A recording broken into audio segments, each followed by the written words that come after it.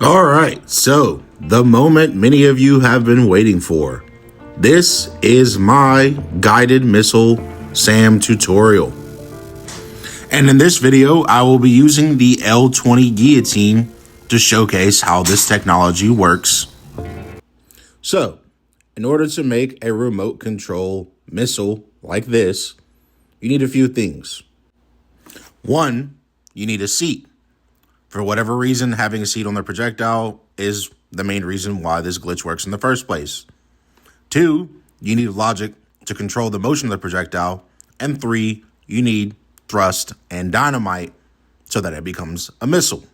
You will also need at least one camera so, you can see where you're going, and preferably a trigger switch to control when the detonation occurs, especially if you plan on being useful against air targets and more effective against naval targets. And I'll be breaking down how all of this works in the video. So, do yourself a solid. If you're a new viewer or if you're a returning viewer, like this video and subscribe. Click that bell icon so that you don't miss out on new videos, because there's a lot more technology to be explained in this game. And I can tell you firsthand, this shit works. I have hundreds of kills with this missile platform, many of which are against aircraft, including occasionally supersonic aircraft at supersonic speeds. So, let's go over the logic. First of all, you need an XOR gate set to whatever control you're going to use to launch the missile on toggle, going to your thrust, your cameras, your scanner motor, which in this case is my helicopter motors, and most importantly, going to an AND gate. I personally like this setup because it simplifies use of the missile. I don't have to worry about actually holding down the throttle when launching the missile, and because I like to launch my missiles from mobile platforms, that means throttle control of the mothership that launches the missile and the missile itself are completely independent of each other.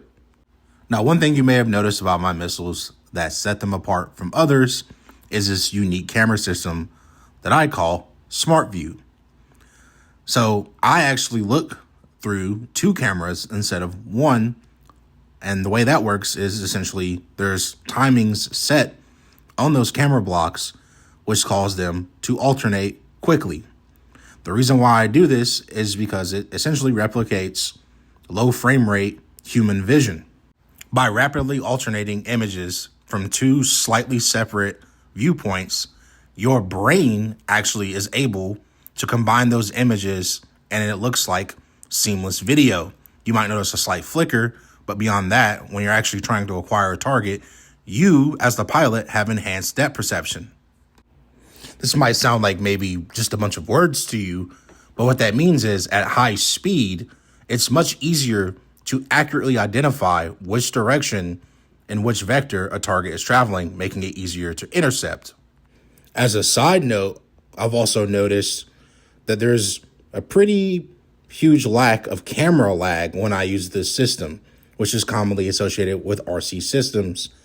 My systems, for some reason, don't seem to have that problem. I generally run 80 to 100 FOV and zero angle on cameras. Now, let's break down how the scanner works and why it's so damn important to have on anti-air missiles. So the scanner is actually quite simple. It's just a few distance sensors placed ideally in a square configuration around a helicopter motor, and then the helicopter motor will spin those sensors. Distance sensors, especially after the nerf they received just prior to the 2.0 update, have a pretty poor detection window. So in order to increase the chance of detection of something around the missile, the scanners need to spin. They used to be able to detect about half of the frontal face of the sensor, but now they only detect at a tiny little dot, which makes it, again, far more important to have that spin because it creates a sweeping motion of detection as it approaches a target, increasing its chance of actually seeing something to trigger the detonation sequence. In other words, this helps compensate for the massive blind spots that these sensors currently have by constantly moving and essentially searching through those blind spots. Now, I will say, again, after the nerf, it is a chance of detection, but it's RC, so you get multiple chances. Detection probability will be based on relative speed to target, size of target, and distance to target, as well as the target's shape. So in other words, you want to get as close as possible. Ideally, a near direct hit is the optimal situation to be in. Hopefully, with the devs potentially launching a 1,000 meter update to these sensors, I hope they also keep in mind a way to increase the actual detection width of the sensors, because they are quite poor at the moment. My gripes aside, this is still by far the most effective way to detect an airborne target with a scanning system. Something to note with Dynamite and Trailmakers is that its blast radius is actually capped at about 20 meters. So for this missile, I have my sensor set to about 16 meters, although the numbers are obviously a little skewed because of a glitch that exists within the game. Yes, I play on Xbox, not on PC. But for whatever reason, when I tried to save the missile separately from the original build that was a part of, the MSAM Artemis, it gave me a random value in the hundredths place, which shouldn't normally be possible on Xbox. But hey, whatever, doesn't change the performance. To implement the scanner in with the rest of the logic system, all you'll need to do is send the signal from all the distance sensors to a separate OR gate. And then you will send that signal from that OR gate to the same AND gate mentioned earlier. The reason being, that AND gate is the master trigger for the detonation of this missile. As you will see here, the OR gate is connected to that AND gate. The same one the XOR gate mentioned earlier is connected to. And then that AND gate will actually trigger the dynamite. In order to create a time safety delay, you will simply put a delay on that AND gate.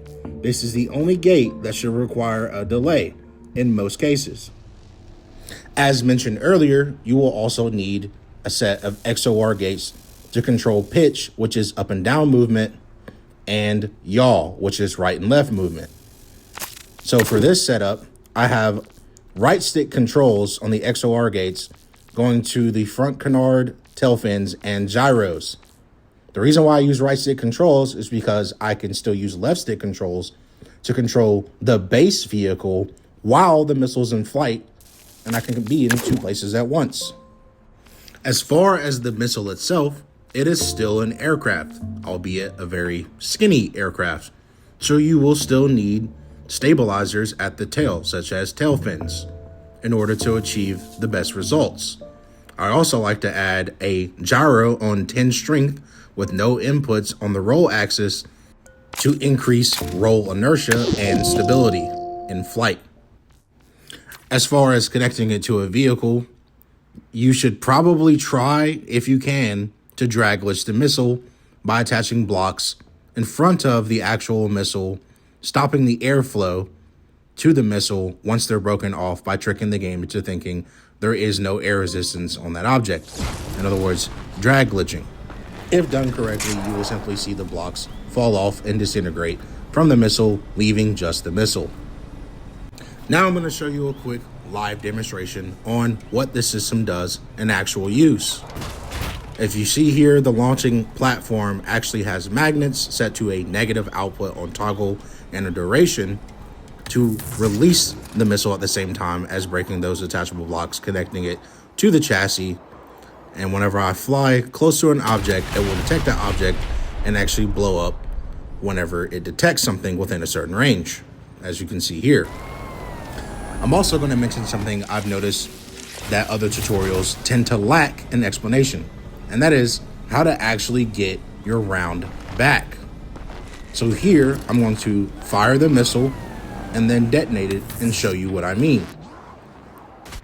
I went ahead and detonated the missile then, and as you can see, I'm trying to repair, but I don't get the missile back. But once you get above 25 miles an hour, you get it back. So to finish up this video, I'm going to show a few clips of this bad boy in action. And I just got to say this. I think this technology is the future of Trailmakers. This is a completely game-changing mechanic that I hope the devs lean more into in the future. I hope you all enjoyed this video. Please like and subscribe, and I'll catch you later. Cue the outro music.